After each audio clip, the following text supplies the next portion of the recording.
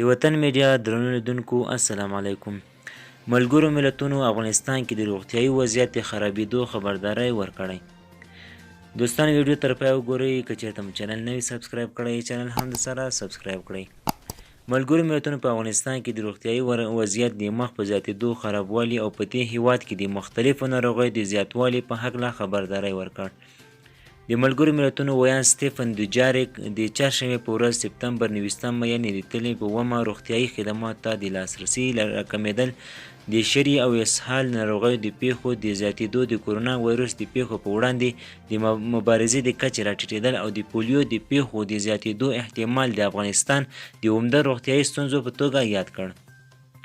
ښاغلی دوجاریک وویل چې د روغتیا نړیوال سازمان رپورټ ورکړی چې د 2300 روغتیایي مرکزونو له ډلې چې پر کابل باندې طالبانو له واکمن کېدو د مخه د نړیوال بانک له لوري تمویل کېدل یوازې 18% یې فعال دي او له دریو څخه په 2 روغتیایي مرکزونو کې اساسي درمل نشته. د ملګرو ملتونو د ویان په وینا د روغتیایي نړیوال سازمان د مرستندویو هیوادونو سره کار کوي چې په افغانستان کې روغتیایي مرکزونه فعال پاتې شي او د مړینو کچه راټیټه شي. هغه زیاته کړه چې د ماشومانو لپاره د ملګرو ملتونو پولي صندوق یعنې یونیسف هم ژمنه کړې چې خپل فعالیت په افغانستان کې چټک کړي او شاوخوا 100 نوي سیاه روغتیایي ټیمونه جوړ کړي.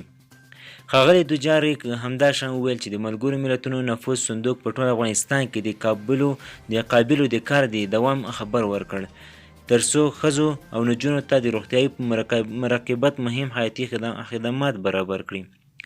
د ملګرو ملتونو دغه مهم مقام وویل چې دغه سازمان د 604 میلیونو ډالرو سمدستي غوښتنه کړې چې 11 میلیون اړمندو افغانانو ته د کال تر پایه مرسته وشي او د هغوی روغتیایي ستونزې رامنې شي، د بې ځای کېدو مخنیوی یې وشي، خو تر اوسه دوی یوازې 135 میلیونه ډالر راټول کړي دي. د ملګرو ملتونو سازمان هغه وخت د مرستو فوري غوښتنه کوي چې یو نوی بشري ناورین، بیړنی حالت او یا انساني فاجعې د مخنیوي لپاره ورته اړتیا ولري. له دې د مخه د روغتیا د نړیوال سازمان او د خوراک د نړیوال پروګرام په ګډون د ملګرو ملتونو ادارو په افغانستان کې د بشري ناورین د رامنځته کېدو خبرداری ورکړی و او د افغانستان د خلکو سره د بشري مرستې غوښتنه کړې وه. دوستانو ویډیو تر همدې ځایه وه. د لا زیاتو معلوماتو لپاره زموږ چینل د سره سبسکرایب کړئ. مننه.